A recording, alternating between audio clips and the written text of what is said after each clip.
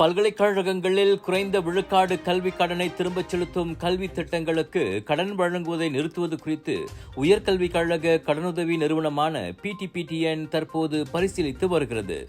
கல்வி கடன் பெற்ற மாணவர்கள் தங்களது கடன்களை செலுத்துவதை ஊக்குவிக்கும் உள்நாட்டு பல்கலைக்கழகங்களின் முயற்சிக்கு ஏற்ப இது அமைவதாக PTPTN நிர்வாக தலைவர் ஹமட் டசூக்கி அப்துல் மாஜித் தெரிவித்தார். குறிப்பிட்ட பல்கலைக்கழகங்களில் 30 விழுக்காட்டிற்கும் குறைந்த கட்டணத்தை கொண்ட கல்வி திட்டங்களுக்கு கடன் வழங்குவதை நாங்கள் நிறுத்துவோம் என அவர் கூறினார். அனைவரின் நன்மைக்காக மாணவர்களிடையே கடனை திரும்பச் செலுத்தும் பழக்கத்தை வளர்ப்பதற்கான நடவடிக்கைக்கு பல்கலைக்கழகங்களும் உதவ வேண்டும். எப்படி இருந்த போதிலும் அதிக கட்டணத்தை திருப்பிச் செலுத்தும் விழுக்காட்டை கொண்ட படிப்புகளுக்கு நிதியுதவி தொடரும் என்று ஹமட் டசூக்கி கூறினார்.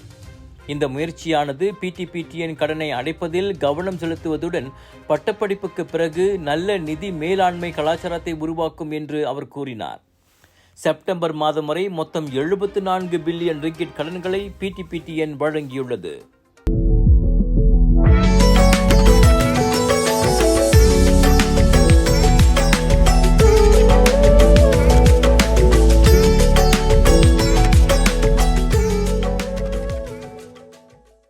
சிங்கப்பூருக்குள் நுழையும் மற்றும் அங்கிருந்து வெளியேறும் மலேசியர்களின் குடிநுழைவு பரிசோதனை நடைமுறையை எளிதாக்க அரசாங்கம் ஒற்றை செயலி முறையை தேர்ந்தெடுத்துள்ளது.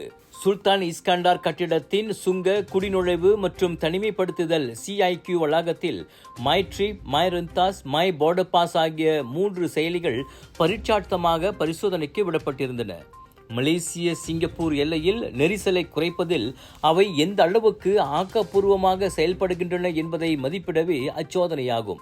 இந்நிலையில் அவற்றில் ஒன்றை சிறந்ததாக தேர்ந்தெடுத்து அப்பரிந்துரையை நிதி அமைச்சின் ஒப்புதலுக்காக அனுப்பி வைத்திருப்பதாக உள்துறை அமைச்சர் டத்தோஸ்ரீ சைஃபுடின் அசுத்தியோன் இஸ்மாயில் தெரிவித்தார்.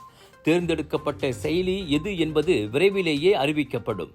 ஆனால் காத்திருக்கும் நேரத்தை அச்செயலி கணிசமாக குறைக்க உதவுகிறது என்பதை மட்டும் தம்மால் இப்போது உறுதியாக கூற முடியும் என்றார் அவர். குடிநுழைவு நடைமுறைகளை அச்செயலிலேயே முடித்துக் கொள்ள முடியும் என்றாலும் சரிபார்ப்பு செயல்முறைகளுக்கு பயணிகள் தங்களின் கடப்பிதழை தொடர்ந்து உடன் கொண்டு வர வேண்டும் என அமைச்சர் சொன்னார். இது முதலில் BSI மற்றும் CIQ வளாகங்களில் பேருந்து பயணிகளுக்கும் மோட்டார் சைக்கிள் ஓட்டிகளுக்கும் மட்டும் அமலுக்கு வரும். பின்னர் மலேசியாவின் அனைத்து 114 நுழைவாயில்களிலும் பயணிகளுக்கு விரிவுபடுத்தப்படும்.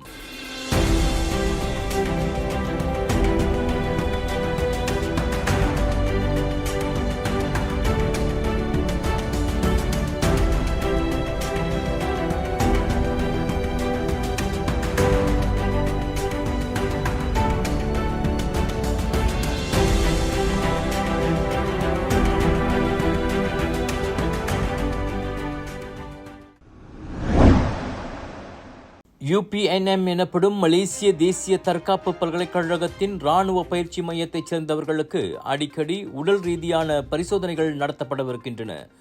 அவர்கள் சித்திரவதைக்கு ஆளாகியிருக்கிறார்களா என்பதை கண்டறிய அவ்வாறு செய்யப்படுவதாக தற்காப்பு அமைச்சர் டத்தோஸ்ரீ முகமது காலித் நூர்டின் தெரிவித்தார். பகடிவதை சம்பவங்கள் மீண்டும் நிகழாதிருப்பதை உறுதி செய்ய எடுக்கப்பட்ட மற்றும் எடுக்கப்பட்டு வரும் 8 அம்ச தடுப்பு நடவடிக்கைகளில் இதுவும் அடங்கும் என்றார் அவர். அதோடு இராணுவ பயிற்சி என்ற போர்வையில் எல்லை மீறும் மேல் அதிகாரிகள் குறித்து எவ்வித பயமோ தயக்கமோ இல்லாமல் புகார் அளிக்க ஏதுவாக பயிற்சி மாணவர்களுக்கும் உயர்மட்ட அதிகாரிகளுக்கும் இடையில் பிரத்யேக சந்திப்பு நடத்தப்பட்டிருப்பதாகவும் அமைச்சர் சொன்னார். இவ்வேளையில் உயர்கல்விக் கூடங்களில் இதுபோன்ற பகடிவதை சம்பவங்களின் எண்ணிக்கை அதிகரித்து வருவது கவலை அளிப்பதாக பிர்சாத்து கட்சியின் டத்தோ ஸ்ரீ சஞ்சீவன் கூறியுள்ளார். சம்பந்தப்பட்டோர் மீது அமைச்சும் போலீசும் கடும் நடவடிக்கை எடுக்க வேண்டும் என அவர் வலியுறுத்தினார். அதே சமயம் பாதிக்கப்பட்ட மாணவர்களும் தைரியமாக முன்வந்து புகார் அளித்தால்தான் பகடிவதை சம்பவங்கள் வெளிச்சத்துக்கு வந்து நியாயம் கிடைக்கும் என பிர்சாத்து கட்சியின் முஸ்லிம் அல்லாத உறுப்பினர்களுக்கான சாயா பிர்சகத்து பிரிவின் துணைத் தலைவருமான சஞ்சீவன் கூறினார். UPNM பல்கலைக்கழகத்தின் இராணுவ பயிற்சி வீரர்களை உட்படுத்திய 2 பகடிவதை சம்பவங்கள் அண்மையில் அடுத்தடுத்து அம்பலமாகின. மூத்த மாணவர்களால் ஒருவர் இஸ்திரி பெட்டியால் சூடு வைக்கப்பட்டதும் மற்றொருவர் நெஞ்சில் மிதிக்கப்பட்டு விலா மற்றும் முதுகெலும்பு முறிவுக்கு ஆளானதும் குறிப்பிடத்தக்கது. கிளந்தானில் ரந்தோ பஞ்சாங்கில் உள்ள சுங்காய் கோலோக் ஆற்று நெடுகிலும் பாதுகாப்பு மற்றும் வெள்ளத்தடுப்பு சுவரை கட்டும் உத்தேச திட்டத்திற்கு தாய்லாந்து அரசாங்கம் இணக்கம் தெரிவித்துள்ளது. எல்லை கடந்த குற்றச்செயல்களை துடைத்தொழிப்பதற்கு இந்த சுவர் நிர்மாணிப்பு உதவும் என நரத்திவாட் கவர்னர் த்ராக்குல் த்ரோத்தம் தெரிவித்தார். தற்போது சுங்காய் கோலோக் ஆற்றில் நடப்பில் உள்ள சுவர் சட்டவிரோத எல்லை மீறல் நடவடிக்கை மற்றும் கடத்தலை தடுக்க உதவியிருப்பதாக அவர் கூறினார். அந்த சுவரை நிர்மாணிப்பதற்கு மலேசியா இணக்கம் தெரிவித்தால் மலேசியாவுடன் தாய்லாந்து ஒத்துழைக்கும். சுங்காய் கோலோக் ஆற்று நீர் கரை புரண்டு ரந்தோ பாஞ்சாங்கிற்கு நுழைவதை தடுப்பதற்கும் அந்த சுவர் உதவும் என இன்று சிறப்பு வருகை புரிந்த கிளந்தான் அதிகாரிகளை சந்தித்த பின் செய்தியாளர்களிடம் பேசிய போது தராக்குள் தோட்டம் தெரிவித்தார். கடத்தல் மற்றும் வெள்ளத்தை தடுக்கும் நோக்கத்தில் தாய்லாந்துடன் 100 கிலோமீட்டர் எல்லையில் சுவர் கட்டும் அதிகாரப்பூர்வ ஆலோசனை புத்ரா ஜெயாவிடம் சமர்ப்பிக்கப்படும் என நவம்பர் 5ஆம் தேதி கிளந்தான் அரசாங்கம் தெரிவித்திருந்தது. அரசாங்க பல்கலைக்கழக மாணவர் ஒருவர் தானே தோன்றும் ஆபாச வீடியோக்களை தயாரித்து எக்ஸ் தளத்தில் அவற்றை விற்று வருவது அம்பலமாகியுள்ளது. பொதுமக்கள் கொடுத்த புகாரின் அடிப்படையில் அணுக்கமாக கண்காணித்தும் உளவு பார்த்தும் அம்மாணவரின் நடவடிக்கை கண்டுபிடிக்கப்பட்டுள்ளது. இதையடுத்து அவரின் வாக்குமூலம் பதிவு செய்யப்பட்டுள்ளதை மலேசிய தொடர்பு பல்லூடக ஆணையம் MCMC உறுதிப்படுத்தியது. 2021ஆம் ஆண்டில் அவ்வேலையை தொடங்கிய மாணவர் முதலில் எக்ஸ் தளத்தில் மற்றவர்களின் ஆபாச வீடியோக்களை மட்டுமே பகிர்ந்து வந்துள்ளார். பிறகு தனக்கு அறிமுகமான பெண்ணுடன் தன் உடலுறவு கொள்வதை வீடியோவாக எடுத்து எக்ஸ் தளத்தில் விற்று அவர் காசு பார்த்து வந்துள்ளார். ஒரு வீடியோவுக்கு 150 ரிங்கிட் என்ற விகிதத்தில் மாதந்தோறும் 3000 ரிங்கிட்டை அவர் சம்பாதிக்கிறார். அம்மாணவரின் கைபேசி, சிம் அட்டை ஆகியவையும் விசாரணைக்காக பறிமுதல் செய்யப்பட்டன.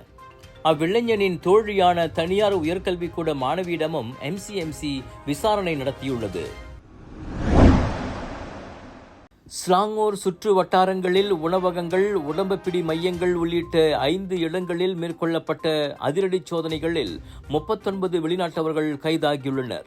நேற்று முன்தினம் இரவு தொடங்கி நேற்று விடியற்காலை வரை நடந்த சோதனைகளில் உடம்புப்பிடி தொழிலாளர்கள் தங்கியிருந்த வீட்டையும் குடிநுழைவுத்துறை முற்றுகையிட்டது. அதிகாரிகளை கண்டதும் பலர் மெத்தைகளின் பின்னாலும் படிக்கட்டுகளிலும் ஓடி ஒளிந்து கொண்டனர். இன்னும் சிலர் தப்பியோட முயன்றனர். ஆனால் அதிகாரிகள் அதை முறியடித்தனர். கைதானவர்களில் இந்தோனேசியர்கள், மியான்மர் நாட்டவர்கள், வங்காளதேசிகள், நேபாளிகள், தாய்லாந்து மற்றும் இலங்கையைச் சேர்ந்தவர்களும் அடங்குவர். அனைவரும் குடிநுழைவு குற்றங்கள் தொடர்பில் விசாரிக்கப்பட உள்ளனர்.